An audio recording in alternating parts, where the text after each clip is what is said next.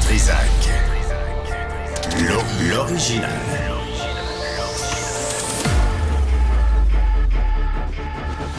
Du Trizac. Votre plaisir coupable.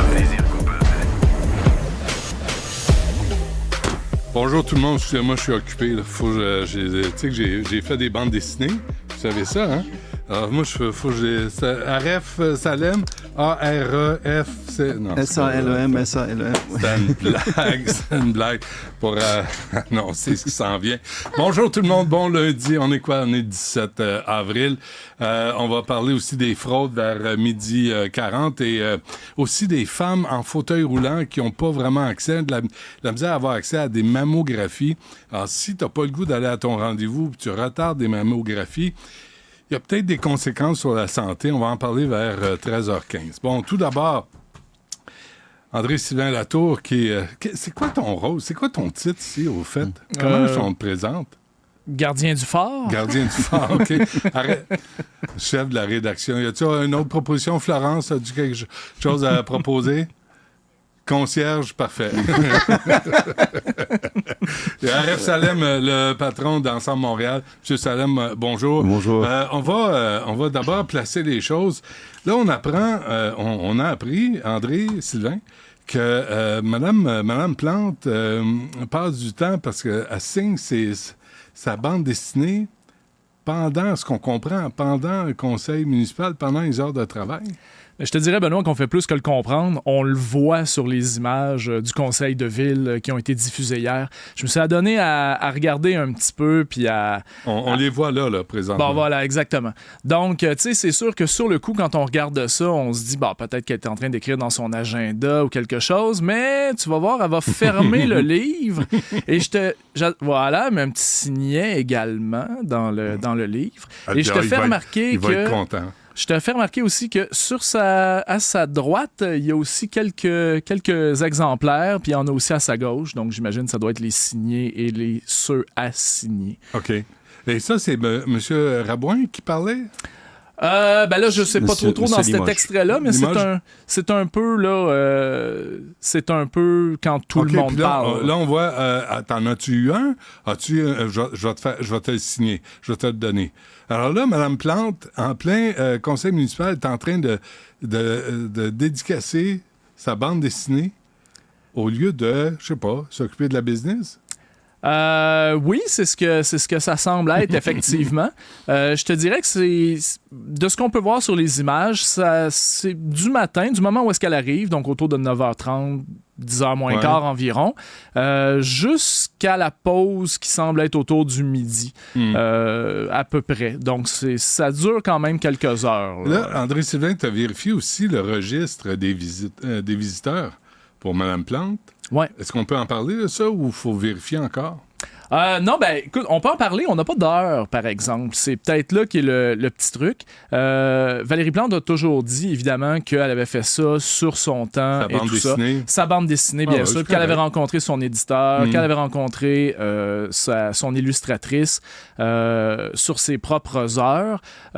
Moi, ce que j'ai eu accès par demande à l'information, c'est le registre des visiteurs au bureau de la mairesse. Et entre 2018 et 2023, donc les mois d'août 2018 à août 2023, elle a rencontré soit son illustratrice, soit son éditeur à 20 reprises. Dans au moins un cas, il y a un rendez-vous après.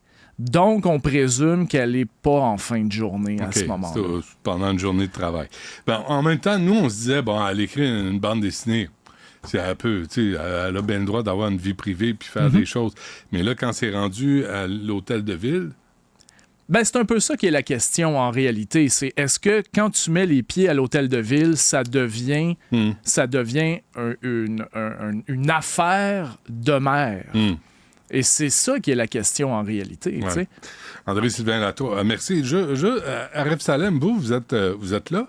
Quand ça se passe, comment vous réagissez? Moi, je pense que c'est déplorable ce qu'elle a fait. Puis de toute façon, le désintérêt de la mairesse, c'est pas nouveau. Moi, au conseil municipal, peut-être vous étiez en train de dire qu'elle est lâche comme midi et demi. Elle n'est jamais lâche comme midi et demi. Elle rentre là où il faut qu'elle soit là. elle répond à mes questions parce qu'elle est obligée de répondre à mes questions.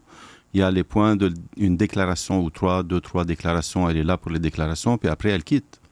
On l'appelle pour qu'elle vienne voter. Et des fois, combien de fois elle est arrivée en retard, frapper la porte. Après le vote, on a, nous, la cloche qui sonne. Après ça, on ferme les portes, on vote à l'intérieur. Puis après ça, on ouvre les portes pour ceux qui arrivent de l'extérieur, qui sont... Mais la mairesse, elle est souvent celle qui arrive en dernier, puis elle vote juste en rentrant.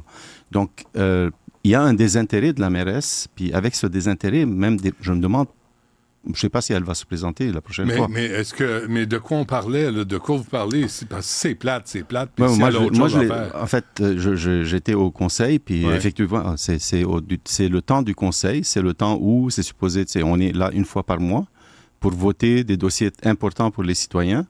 Puis, elle était justement en train de signer. Il y a un désintérêt de la mairesse à gérer les affaires courantes? Moi, personnellement, je le vois. Le désintérêt au conseil municipal, il est omniprésent. Elle a commencé à venir aux questions des citoyens parce que parce qu'il y avait des articles dans les journaux, comme quoi elle est absente, mais sinon, elle ne vient pas au conseil. Avez-vous eu une bande dessinée, vous? Ben non, moi. Comment ça? Je suis pas là encore. Eh bien, pourquoi? Vous n'en avez pas à faire?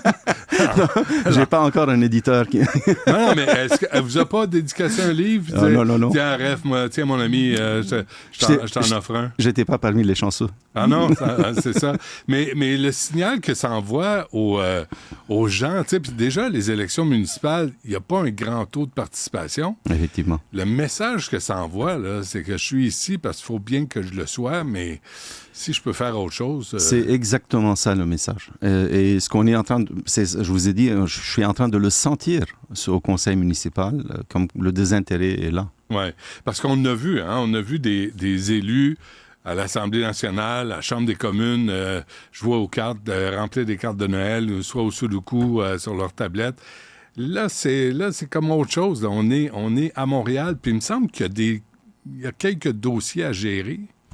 Il y a des dossiers à gérer, effectivement, puis il y a des dossiers extrêmement importants. Ce conseil-là, on avait un dossier du déneigement qui nous a pris des heures et des heures pour trouver des solutions, parce que là, ils avaient besoin du 2/3 des votes, donc ils avaient besoin de l'opposition.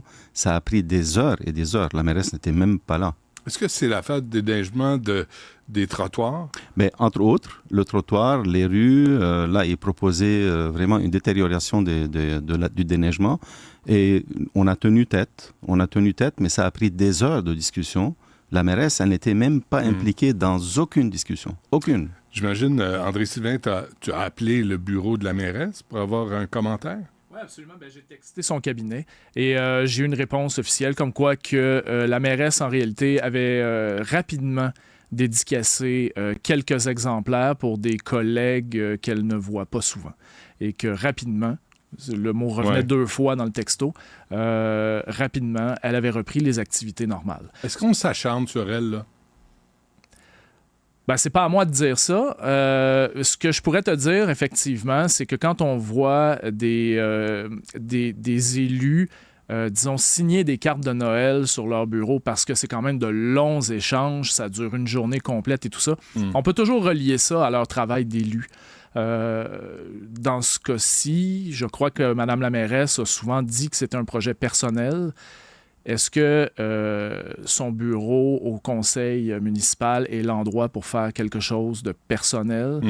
Je pense que la question se pose. Est-ce qu'il y avait des sujets, vous avez dit de déneigement, là, mais est-ce que la participation de la mairesse était nécessaire pendant qu'elle dédicace ses bandes dessinées? Vous savez, le dossier de déneigement, c'est la mairesse qui doit aller fédérer tous les élus. Malheureusement, c'est son président du comité exécutif qui a fait tout le travail. Tout le travail. Et quand je vous dis des heures, on a passé lundi et mardi jusqu'à 6h30, 7h le soir, de 9h le matin. Donc, c'est des heures de travail qu'on a eues, alors que la mairesse, aucun signe de vie. Mais je veux vraiment pas jouer là-dessus, là, mais elle a eu un malaise à la fin de l'an passé. elle a le droit aussi d'un peu lever le pied, de moins travailler un peu. Je suis d'accord avec vous. Puis, tu sais, moi, je souhaite le mal à personne. Ouais, Quand ouais. on est malade, tu sais, on se retire de la vie, puis de la vie publique, puis on essaye de prendre le temps qu'il faut pour pouvoir retourner au travail. Puis, une fois que le médecin nous a dit, écoutez, il n'y a pas de problème, vous pouvez exercer votre travail, on peut retourner travailler. Et le travail du conseiller, avant tout, c'est de s'occuper du budget, de s'occuper des contrats qu'on est en train de donner pendant un conseil municipal et surtout d'écouter les débats. Parce qu'il y a d'autres idées qui viennent de l'opposition quand on est là, quand on débat un sujet quelconque. Il y a des bonnes idées qui viennent de l'opposition, des personnes qui sont indépendantes aussi, des élus indépendants. Donc, c'est un point important, là, parce que si on méprise l'opinion des gens en politique, puis on décide d'être présente seulement quand c'est absolument nécessaire, c'est pas nécessairement très bon pour la démocratie, ni pour entendre les citoyens. Et c'est justement avec ce désintérêt que je sens, je me demande comment la mairesse va se présenter la prochaine fois.